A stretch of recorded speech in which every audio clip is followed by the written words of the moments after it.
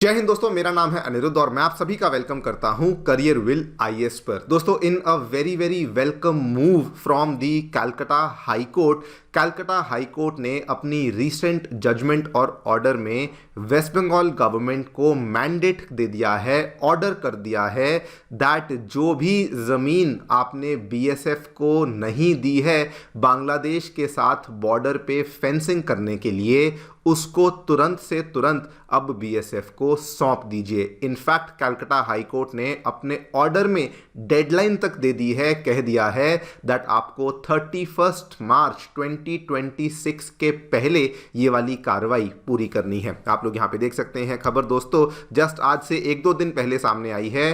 Calcutta high court directs West Bengal government to hand over land in 9 border districts to BSF for the fencing work. और दोस्तों, ये बहुत ही बड़ी development बन जाती है फॉर वेरियस रीजंस। आपको बता दूं, ये वाला जो मामला है, ये वाला जो केस है, ये कलकत्ता हाई कोर्ट में काफ़ी लंबे टाइम से चल रहा था। बल्कि इस चीज़ को लेकर जो लेटेस्ट डेवलपमेंट्स हैं वो आज से 2 महीने पहले आना शुरू हो चुकी थी।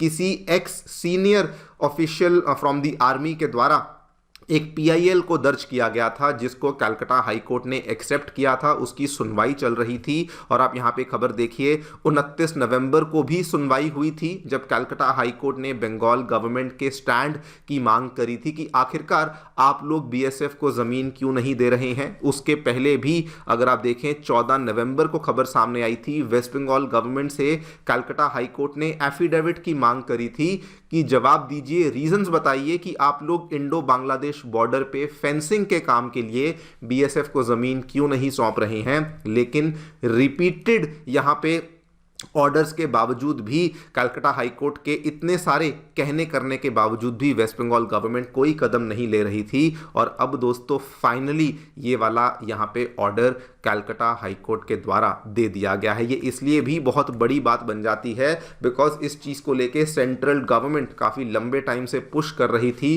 कि ज़मीन जो है वो मिलनी चाहिए बीएसएफ, ताकि अपने काम को आगे बढ़ा सके। और सेंट्रल गवर्नमेंट के द्वारा पार्लियामेंट में भी इस मुद्दे को उठाया गया था कि land has not been given by West Bengal government for Indo Bangladesh border fencing. और इनफैक्ट आपको यहां तक बता दूं, जो जमीन थी वो स्टेट गवर्नमेंट से सेंट्रल गवर्नमेंट ने एक्वायर कर ली थी, उसकी कंपनसेशन तक वेस्ट बंगाल गवर्नमेंट को सेंट्रल गवर्नमेंट ने दे दी थी। लेकिन हैंडओवर का प्रोसेस वेस्ट बंगाल गवर्नमेंट नहीं कर रही थी, बल्कि वो लोग यहां पे बहाने मार रहे थे कि देखिए जी, एडमिनिस्ट्रेटिव रीजंस चल रहे हैं, इलेक्टोरल रीजंस चल रहे हैं, स्टेट में एसआईआर का काम चल रहा है, ये सब कुछ यहां पे प्रॉब्लम्स चल रही थी। इस वजह से हम लोग जमीन को हैंडओवर नहीं कर रहे। और लेकिन अब जब ये मुद्दा कलकत्ता हाई कोर्ट में गया तो उन्होंने साफ साफ कहा कोई एक्सक्यूज नहीं चलेगी, कोई बहाना नहीं चलेगा। 31 मार्च 2026 की डेडलाइन है और आपको 9 बॉर्डर जिलों में जो ज़मीन है वो बीएसएफ को हैंडओवर करनी पड़ेगी। सब कुछ आपके साथ डिस्कस करूंगा, लेकिन दोस्तों ये इतना ज़्यादा शॉकिंग बन जाता है ना ये पूरा का पूरा इंसिडेंट, बिकॉज एक तरफ वेस्ट बंगाल गवर्नमेंट यहाँ पे इन चीज़ों को हैंडओवर नहीं कर रही थी, ज़मीन को नहीं दे रही थी, और ये ऑलमोस्ट बांग्लादेश की जो करंट गवर्नमेंट है ना वो भी यही सब चाहती थी कि वहाँ पर बॉर्डर फेंसिंग के काम को रोका जाए, कंस्ट्रक्शन को रोका जाए।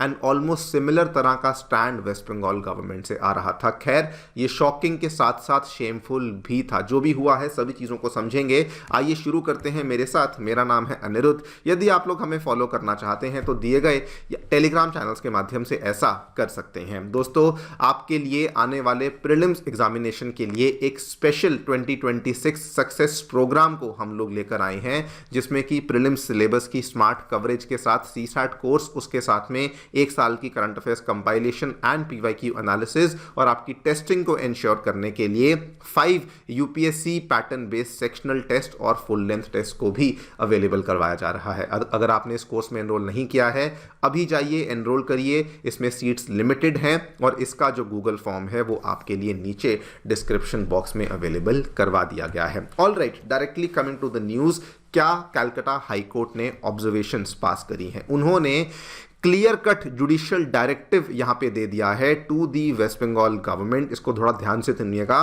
to hand over the land in 9 border districts to the border security force यानी कि BSF for constructing fencing along the Indo-Bangladesh border। दोस्तों आपको बैकग्राउंड बता दूं, असल में ये पूरा का पूरा जो किस्सा है, ये पूरा का पूरा मामला कलकत्ता हाई कोर्ट तक पहुंचा कैसे। बेसिकली एक यहाँ पे पब्लिक इंटरेस्ट लिटिगेशन याचिका दर्ज करी गई थी, PIL याचिका, जिसको कि retired lieutenant general Subrata Saha, जो कि आर्मी स्टाफ में x deputy chief of army staff रह चुके हैं, उनके द्वारा इस याचिका को दर्ज किया गया था। और ये याचिका की सुनवाई चल रही थी हाई कोर्ट में। Chief justice Sujay Paul and साथ में जस्टिस पार्थसारथी सेन इस चीज की सुनवाई को कर रहे थे, और उन्होंने ही इस ऑर्डर को यहाँ पे दिया है कि 9 जिलों में जो भी IBB इंडो बांग्लादेश बॉर्डर पे जो जगह है जो कि BSF को सौंपी जानी चाहिए थी, उसको वेस्ट बंगाल गवर्नमेंट जल्दी से जल्दी यहां पे सौंप दे। कोर्ट ने स्ट्रेस किया है, क्लियर कट बोला है, नेशनल सिक्योरिटी ही प्रायोरिटी है और किसी प्रकार का बहाना यहां पे, किसी प्रकार का एक्सक्यूज आपका नहीं चलेगा। अगर आप कहेंगे कि ऑनगोइंग एडमिनिस्ट्रेटिव प्रोसेसेस चल रहे हैं या किसी भी प्रकार का स्पेशल इंटेंसिव रिवीजन का बहाना, ये सब नहीं चलेगा।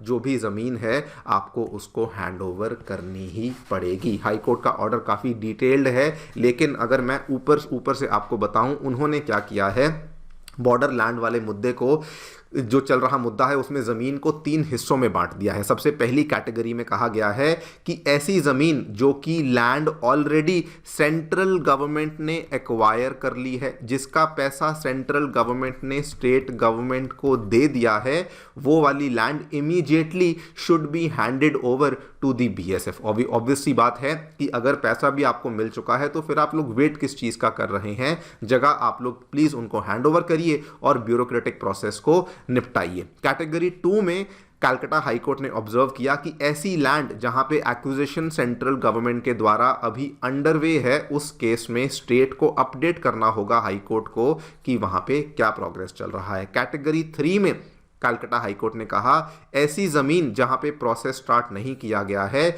उस चीज को लेकर आगे हम लोग सुनवाई को जारी रखेंगे और दोनों तरफ की पार्टीज की हम लोग यहां पे सुनवाई को आगे चल करके सुनेंगे और फैसला उसके अनुसार ही लिया जाएगा। लेकिन one thing is very very clear कि कैटेगरी 1 वाली जो लैंड है, इसको 31 मार्च 2026 के पहले स्टेट गवर्नमेंट को बेसिकली BSF को हैंडओवर करना ही करना होगा ना। दोस्तों क्यों ये बहुत ही स्पेशल और वेलकम मूव बन जाता है? देखिए, इंडिया का जो बांग्लादेश के साथ टोटल बॉर्डर है वो तो बहुत ही ज़्यादा है, that is more than 4000 kilometres. लेकिन अगर मैं केवल वेस्ट बंगाल के साथ बांग्लादेश के बॉर्डर की बात करूं, जिसको आप लोग यहाँ पे इस पिक्चर में भी देख पा रहे होंगे, ये जो बॉर्डर है ये अप्रॉक्सीमेटली 2216 किलोमीटर के आसपास का बॉर्डर है। According to the latest official update and estimates, basically 1647 kilometre के बॉर्डर पे ही फेंसिंग के काम को किया गया है, यानी कि 569 किलोमीटर का जो बॉर्डर है वो अभी भी अनफेंस्ड ही चल रहा है।